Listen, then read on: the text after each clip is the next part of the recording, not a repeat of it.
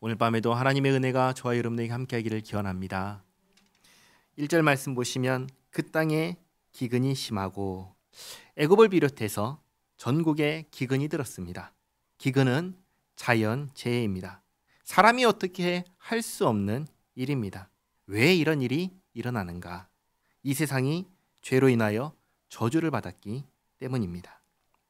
우리가 고통과 괴로움 가운데 사는 이유는 죄 때문입니다. 그리고 죄로 인하여 저주받은 세상에 속하였기 때문입니다. 그러면 이런 질문을 할 수 있습니다. 우리가 이 저주받은 세상에서 죄 가운데에서 사는 의미는 도대체 무엇입니까? 우리는 도대체 왜 삽니까? 이 질문에 대한 대답은 정말 어렵습니다. 왜냐하면 이유는, 의미는 스스로 부여하는 것이 아니기 때문입니다. 여기 지금 사용하는 마이크가 있습니다. 이 마이크는 왜 있을까요? 여러 사람들에게 이 목소리가 잘 들리게 하기 위해서 있는 것입니다. 목소리를 전달하는 장치로 마이크가 있습니다. 마이크는 이 목적을 위해서 있는 것입니다. 이 목적을 누가 부여했을까요? 이 마이크를 만든 사람이 부여한 것입니다. 마이크가 내가 이 일을 하겠다, 내가 이 일을 하기 위해서 나는 존재하겠어 라고 자기 스스로 의미를 부여한 것이 아니라 나는 이것을 위해 존재하는 거야 라고 한 것이 아니라 마이크를 만든 사람이 그것을 목적으로 만들었기 때문에 마이크의 존재 목적은 목소리를 흡수해서 사람들에게 잘 들리게 하는 게 마이크의 존재 목적입니다. 그러면 마이크가 그러할진데 우리는 어떨까요? 우리는 이 세상에 왜 살까요? 우리가 사는 의미, 우리가 사는 목적은 무엇일까요? 그 목적을 내가 정하는 걸까요? 아니면 나를 존재하게 하신 분이 계셔서 그분이 정해 주시는 걸까요? 잘 보시기 바랍니다. 나는 내 의지와 내 뜻대로 스스로 존재하는 걸까요? 아니면 누군가가 나를 존재하게 하였기에 존재하는 걸까요? 만약에 내가 스스로 존재하는 거라면 내 존재의 이유, 내 존재의 목적은 누구한테 달렸죠? 나에게 달렸을 것입니다.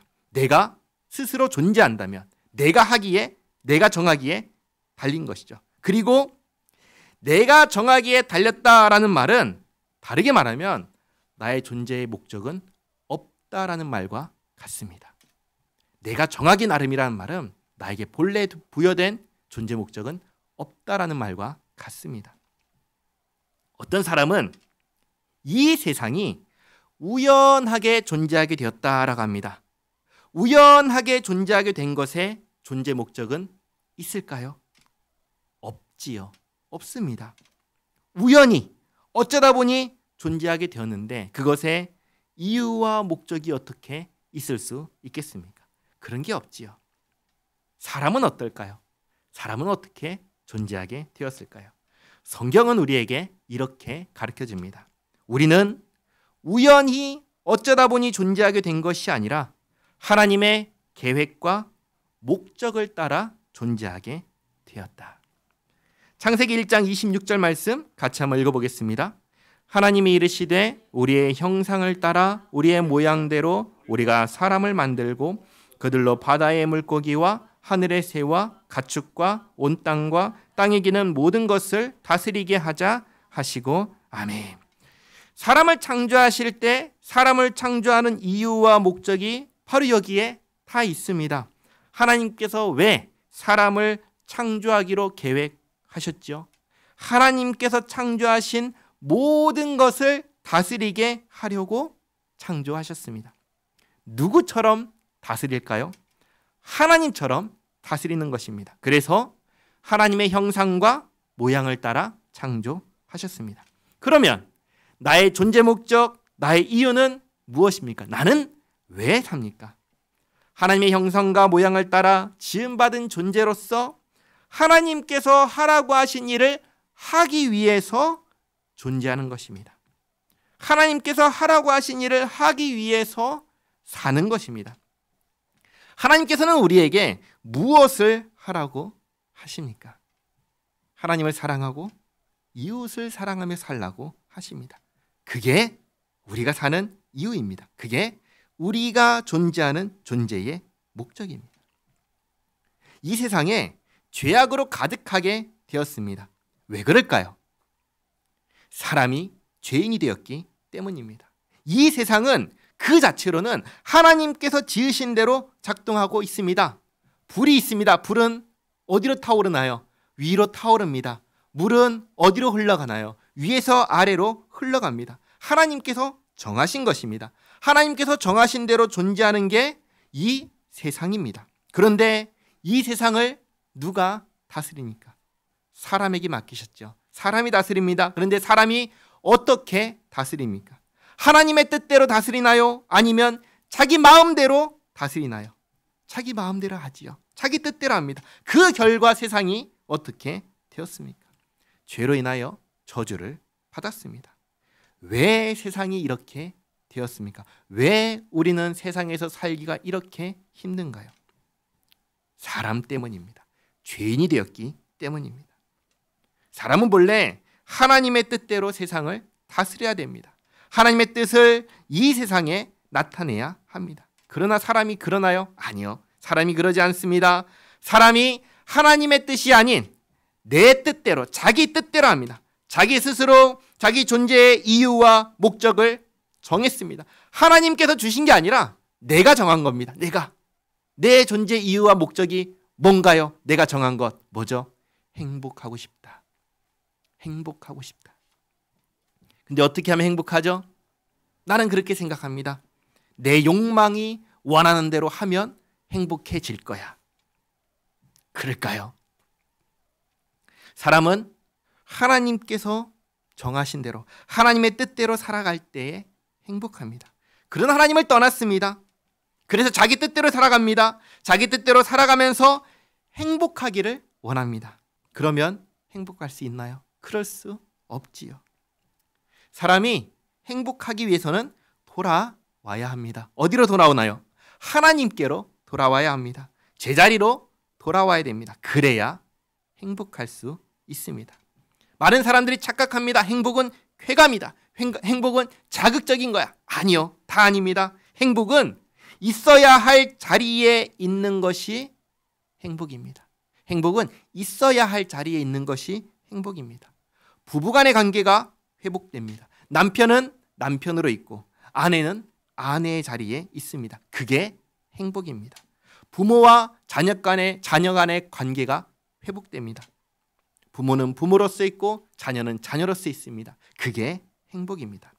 하나님과 사람과의 관계가 회복됩니다. 그래서 하나님은 사람을 사랑하시고 사람은 하나님을 사랑합니다. 그게 행복입니다. 우리가 살고 있는 이 세상은 죄악된 세상입니다. 여기에 행복이 있나요? 여기에는 행복이 없습니다. 아무리 찾아봐도 여기에는 행복이 없습니다. 그러면 어디 있나요? 아까 말씀드렸다시피 행복은 하나님께로 돌아올 때 있습니다. 문제는 하나님께 돌아오는 사람이 있나요? 없습니다. 하나님께 돌아오는 사람이 없습니다. 로마서 3장 10절에서 12절 말씀 같이 한번 읽겠습니다. 기록된 바 의인은 없나니 하나도 없으며 깨닫는 자도 없고 하나님을 찾는 자도 없고 다 치우쳐 함께 무익하게 되고 선을 행하는 자는 없나니 하나도 없도다. 아멘. 그래서 아무도 사람이 하나님을 찾지 않으니까 하나님께서 친히 찾아오셨습니다. 우리의 인생에 개입하셨습니다. 그냥 놔두면 하나님을 찾지 않고 멸망할 것이기에 하나님께서 간섭하셨습니다. 하나님이 싫다고 하는 우리를 하나님께서 선택하셨습니다. 우리가 해야 할 모든 것을 아들 예수님께서 대신하게 하셨습니다. 우리가 이루어야 되는 순종을 아들 예수님께서 대신하게 하셨습니다. 우리가 치러야 할 죄의 대가를 아들 예수님을 통하여 대신 치르게 하셨습니다. 그리고 우리에게는 뭘 주셨죠? 예수님을 믿는 믿음을 주셨습니다. 그리고 부르셨습니다. 내가 너를 구원하러 왔다. 이 말씀을 들을 때 우리의 심령이 반응하게 하셨습니다. 하나님을 떠나가던 길을 멈추고 돌이키게 하셨습니다. 그리고 우리의 입으로 그 말씀을 들을 때, 내가 너를 구원하러 왔다라는 이 말씀을 들을 때 아멘하고 화답하게 하셨습니다. 그렇게 우리가 하지 않으니까 하나님께서 친히 역사하셔서 우리와 하나님과의 관계를 하나님께서 회복해 주셨습니다. 하나님과의 관계가 회복된 우리는 이제 어디에서 삽니까? 여전히 우리가 사는 곳은 어디예요? 여전히 죄악이 관영하는, 죄악이 가득한 이 세상에서 여전히 살아갑니다. 그러나 달라집니다. 뭐가 달라지나요? 이제 우리는 이 세상에서 어떻게 살아가는가? 하나님께서 우리를 부르신 목적이 있지요. 뭐지요? 예수님께서 이렇게 가르쳐 주셨습니다. 마태복음 28장 18절에서 20절까지 말씀 같이 읽겠습니다. 예수께서 나와 말씀하여 이르시되 하늘과 땅의 모든 권세를 내게 주셨으니 그러므로 너희는 가서 모든 민족을 제자로 삼아 아버지와 아들과 성령의 이름으로 세례를 베풀고 내가 너희에게 분부한 모든 것을 가르쳐 지키게 하라. 볼지어다 내가 세상 끝날까지 너희와 항상 함께 있으리라 하시니라. 아멘. 이게 뭘 하라고 하시죠? 전도해야죠. 세례해야죠. 그리고 난 다음에는요. 그거 하고 난 다음에는요. 내가 너희에게 분부한 모든 것을 가르쳐서 뭘 하죠? 지키게 하라. 살아가는 것입니다. 무엇을 하면서 살아가나요? 하나님께서 하라고 하신 일을 하면서 살아가는 것입니다. 하나님께서는 우리에게 무엇을 하면서 살라고 하셨나요? 계명을 지키라 하셨습니다. 계명이 무엇인가요? 하나님을 사랑하고 이웃을 사랑하는 것입니다. 하나님을 사랑하는 것은 어떻게 하는 건가요? 한마디로 예배하는 것입니다. 하나님을 예배하는 것입니다. 이웃을 사랑하는 것은 어떻게 하는 건가요? 예수님께서 산상수훈에서 율법을 말씀하시면서 제일 먼저 말씀하신 것은 뭐냐면 살인하지 말라입니다. 살인에 대한 것입니다. 그런데 이때 사람을 죽이는 것만이 살인이냐? 아니라고 하셨습니다.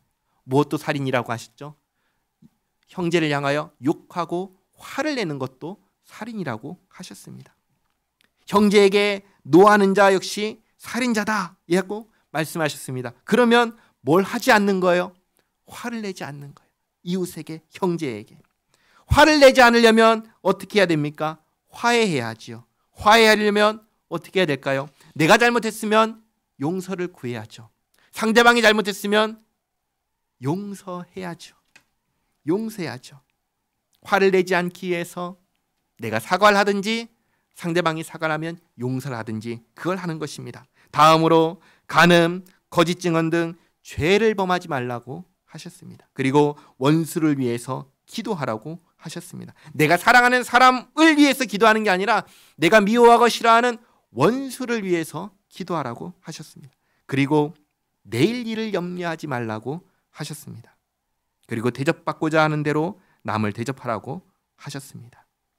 예수님 안에서 하나님과 관계가 회복된 우리가 이 땅에서 하나님의 말씀대로 이렇게 살아갈 때 그게 무엇인가? 그게 우리의 행복입니다. 그리고 그렇게 살아가는 우리가 있는 그곳이 바로 하나님의 나라입니다. 천국입니다.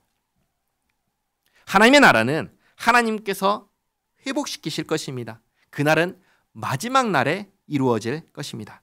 그러나 그 나라가 마지막 날에 이루어지면 우리가 살아가고 있는 지금은 어떤 건가요? 지금은 놀랍게도 하나님께서는 지금 우리가 살아가고 있는 여기에서 그 미래에 이루실 그 나라를 경험하게 하십니다. 누리게 하시는 거예요. 어떻게 할 때요?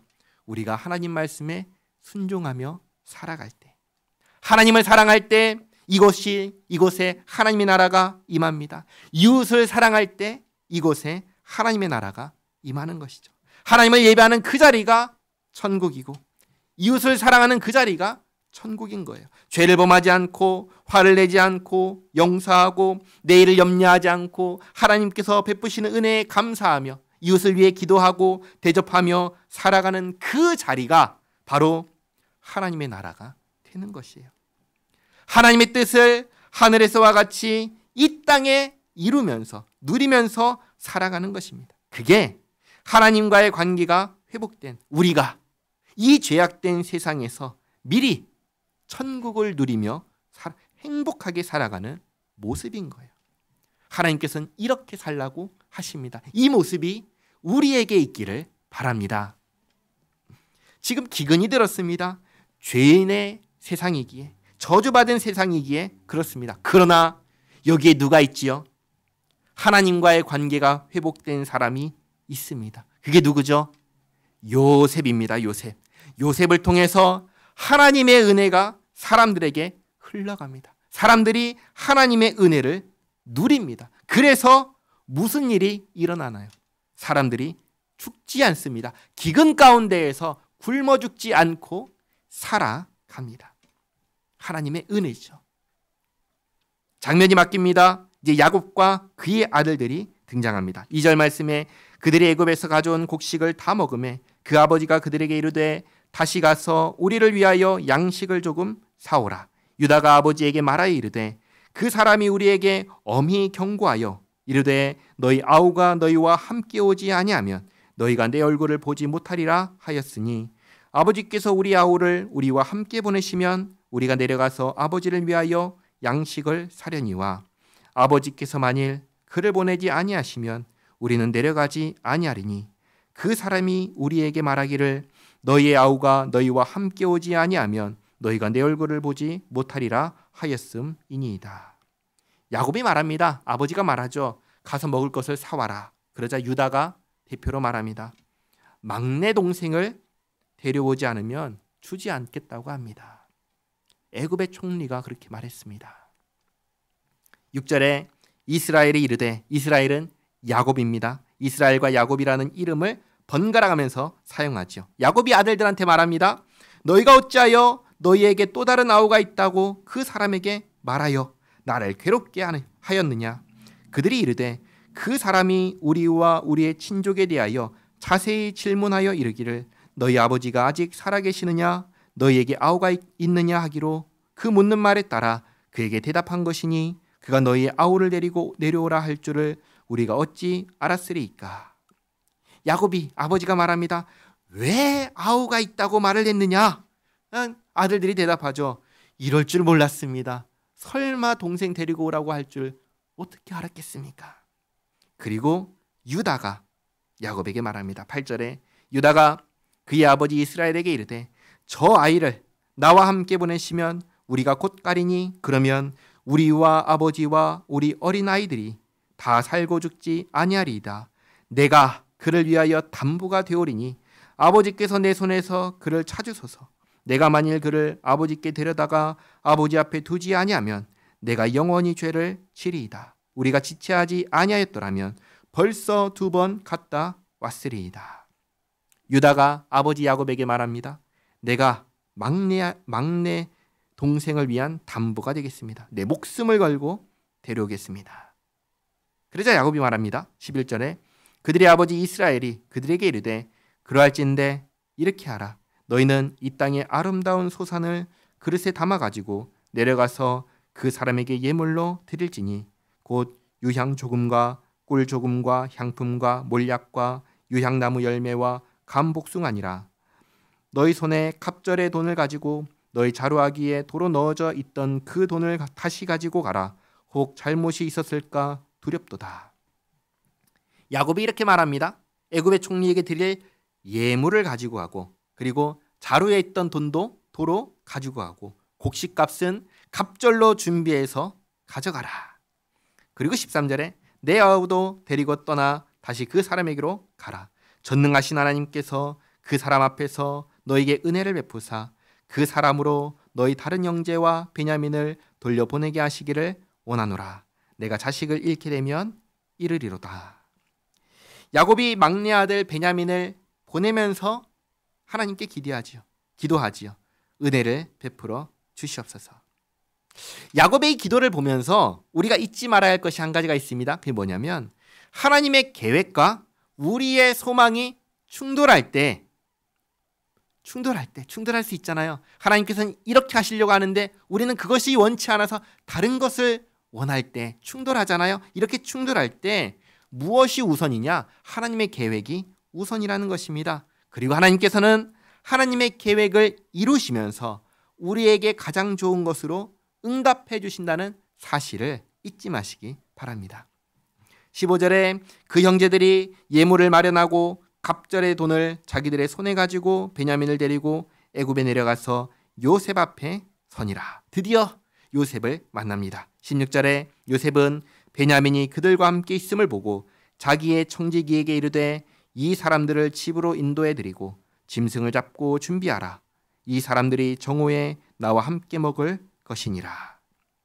요셉이 이 말을 애굽의 언어로 했기 때문에 요셉의 형들은 알아듣지 못합니다. 그래서 17절에 청지기가 요셉의 명대로 하여 그 사람들을 요셉의 집으로 인도하니 그 사람들이 요셉의 집으로 인도됨에 두려워하여 이르되 전번에 우리 자루에 들어있던 돈의 일로 우리가 끌려드는도다. 이는 우리를 억류하려고 달려들어 우리를 잡아 노예를 삼고 우리의 나귀를 빼앗으려 함이로다 하고. 못 알아들으니까 요셉이 지금 자기를 잡으려고 한다고 오해합니다. 그래서 19절에 그들이 요셉의 집 청지기에게 가까이 나아가 그 집 문 앞에서 그에게 말하여 이르되 내 주여 우리가 전번에 내려와서 양식을 사가지고 여관에 이르러 자루를 풀어본즉 각 사람의 돈이 전에 그대로 자루아기에 있기로 우리가 도로 가져왔고 양식 살 다른 돈도 우리가 가지고 내려왔나이다. 우리의 돈을 우리 자루에 넣은 자는 누구인지 우리가 알지 못하나이다. 무슨 말이냐면 혹시나 자기들이 지난번에 왔을 때 돈을 훔쳐갔다고 생각할까 봐 우리는 돈을 훔쳐가지 않았습니다 라고 하는 것입니다. 그러자 청지기가 듣고 말합니다. 23절에 그가 이르되 너희는 안심하라. 두려워하지 말라. 너희 하나님 너희 아버지의 하나님이 재물을 너희 자루에 넣어 너희에게 주신 것이니라. 너희 돈은 내가 이미 받았느니라 하고 시므온을 그들에게로 이끌어내고 그들을 요셉의 집으로 인도하고 물을 주어 발을 씻게 하며 그들의 나귀에게 먹이를 주더라. 자루에 있던 돈으로 인해서 마음을 졸였는데 청지기가 이렇게 얘기하고 또 약속했던 대로 시므온을 풀어주니까 마음이 안심이 되는 것이죠. 안심합니다. 그리고 25절에 그들이 거기서 음식을 먹겠다 함을 들었으므로 예물을 정돈하고 요셉이 정오에 오기를 기다리더니 요셉이 집으로 오매 그들이 집으로 들어가서 예물을 그에게 드리고 땅에 엎드려 절하니 요셉이 그들의 안부를 물으며 이르되 너희 아버지 너희가 말하던 그 노인이 안녕하시냐 아직도 생존해 계시느냐. 그들이 대답하되 주의 종 우리 아버지가 평안하고 지금까지 생존하였나이다 하고 머리 숙여 절하더라. 요셉이 눈을 들어 자기 어머니의 아들 자기 동생 베냐민을 보고 이르되 너희가 내게 말하던 너희 작은 동생이 이 아이냐. 그가 또 이르되 소자여 하나님이 내게 은혜 베푸시기를 원하노라. 22년 만에 만난 동생입니다. 22년 만이에요. 얼마나 보고 싶었겠습니까? 그래서 30절에 요셉이 아우를 사랑하는 마음이 복받쳐 급히 올 곳을 찾아 안방으로 들어가서 울고 얼굴을 씻고 나와서 그 정을 억제하고 음식을 차리라 하매 그들이 요셉에게 따로 차리고 그 형제들에게 따로 차리고 그와 함께 먹는 애굽 사람에게도 따로 차리니 애굽 사람은 히브리 사람과 같이 먹으면 부정을 입음이었더라. 애굽 사람은 히브리 사람들을 부정하다고 생각했습니다. 그래서 같이 먹으면 부정해진다고 생각했습니다. 그래서 상을 따로 차렸습니다. 상을 따로 차렸는데 33절에 그들이 요셉 앞에 앉되 그들의 나이에 따라 앉히게 되니 그들이 서로 이상히 여겼더라. 왜냐하면 우리 형제의 나이를 어떻게 알지 싶은 거죠. 우리가 어떻게 순서가 되는지 어떻게 알고 우리를 이렇게 좌석 배치를 하지? 이상하게 여긴 것입니다. 그리고 34절에 요셉이 자기 음식을 그들에게 주되 베냐민에게는 다른 사람보다 5배나 주매 그들이 마시며 요셉과 함께 즐거워하였더라. 이렇게 야곱의 11명의 아들들이 애굽에 와서 요셉과 두 번째 만남을 가집니다. 첫 번째 만남과는 다르게 두 번째 만남은 너무나 즐거운 시간을 보냅니다. 이후에 어떻게 이야기가 흘러가는가 다음 주에 이어서 살펴보겠습니다. 정리하겠습니다. 오늘 처음에 사람이 도대체 왜 사는가? 사람이 사는 이유와 목적은 무엇인가? 말씀드렸습니다. 사람이 사는 이유와 목적은 사람에게 달려있지 않습니다. 그것은 사람을 창조하신 하나님께 있습니다. 하나님께서 사람을 창조하실 때 하나님께서 만드신 세상을 하나님처럼 다스리게 하시려고 창조하셨습니다. 그러니까 처음에 사람은 하나님의 뜻대로 세상을 다스리기 위하여 창조되었습니다. 그러나 범죄한 이후로 이 세상은 저주받았고 그리고 고통과 괴로움을 피할 수 없는 세상이요 멸망할 수밖에 없는 세상이 되었습니다. 그런 세상에 살게 된 것은 하나님의 잘못인가요? 그렇지 않고 사람의 잘못입니다. 사람이 하나님께 범죄했기 때문입니다. 그러나 하나님께서 사람에게 은혜를 베푸셔서 하나님께로 돌아오게 하셨습니다. 하나님과의 관계를 회복시켜 주셨습니다. 예수님 안에서 하나님의 자녀가 되게 하셨습니다. 이제 하나님의 자녀가 된 우리는 이 세상에서 무엇을 하며 살아야 하나요? 하나님의 영광을 위하여 살아갑니다. 어떻게 하는 것이 하나님의 영광을 위하여 사는 것인가? 하나님의 계명에 순종하는 것입니다. 하나님을 사랑하고 이웃을 사랑하는 것입니다. 그렇게 살아갈 때 우리는 우리가 살아야 하는 목적과 이유대로 사는 것입니다.